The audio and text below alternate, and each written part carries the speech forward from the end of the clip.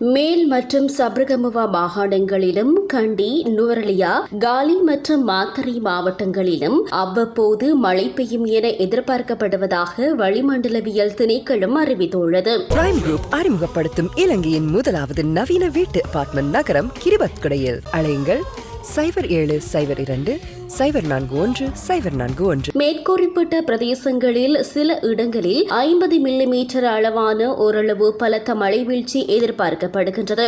வடமேல் மாகாணத்திலும் மாத்தளை மாவட்டத்திலும் பல தடவைகள் மழை பெய்யும் என எதிர்பார்க்கப்படுகின்றது. கிழக்கு மற்றும் ஊவா மாகாணங்களில் சில இடங்களில் மாலையில் அல்லது இரவில் மழையோ அல்லது இடியுடன் கூடிய மழையோ பெய்யக்கூடிய சாத்தியம் காணப்படுகின்றது. மத்திய மலைநாட்டின் மேற்கு சரிவு பகுதிகளிலும் வடக்கு, வடமத்திய மற்றும் தென் மாகாணங்களிலும் மாத்தளை மற்றும் புத்தளம் மாவட்டங்களிலும் அவ்வப்போது மணித்தியாலத்திற்கு 40 முதல் 45 கிலோமீட்டர் வரையான வேகத்தில் பலத்த காற்று வீசக்கூடிய சாத்தியம் காணப்படுகின்றது. இடியுடன் கூடிய மழை பெய்யும் வேளைகளில் அப்பிரதேசங்களில் தற்காலிகமாக பலத்த காற்றும் வீசக்கூடும். மின்னல் தாக்கங்களினால் ஏற்படக்கூடிய பாதிப்புகளை குறைத்துக் கொள்ள பொதுமக்கள் தேவையான முன்னெச்சரிக்கை நடவடிக்கைகளை எடுத்துக் கொள்ளுமாறு வளிமண்டலவியல் திணைக்களம் அறிவுறுத்தியுள்ளது. இதேவேளை நாட்டை சூழ உள்ள கடற்பரப்புகளில் காற்றானது மேற்கு அல்லது தென்மேற்கு திசையில் இருந்து வீசக்கூடுவதுடன் காற்றின் வேகமானது மணித்தியாலத்திற்கு 30 முதல் 40 கிலோமீட்டர் வரை காணப்படும் என எதிர்பார்க்கப்படுகின்றது.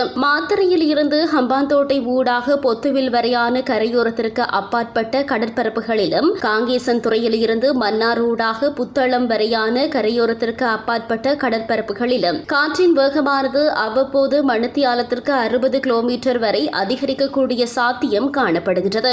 மேலும் திருகோணமலையில் இருந்து காங்கேசன் துறை வரையான கரையோரத்திற்கு அப்பாற்பட்ட கடற்பரப்புகளிலும் புத்தளத்தில் இருந்து கொழும்பு மற்றும் காலி ஊடாக மாத்தறை வரையான கரையோரத்திற்கு அப்பாற்பட்ட கடற்பரப்புகளிலும் காற்றின் வேகமானது அவ்வப்போது மணித்தியாலத்திற்கு 50 கிலோமீட்டர் வரை அதிகரிக்கக்கூடிய சாத்தியம் காணப்படுகின்றது.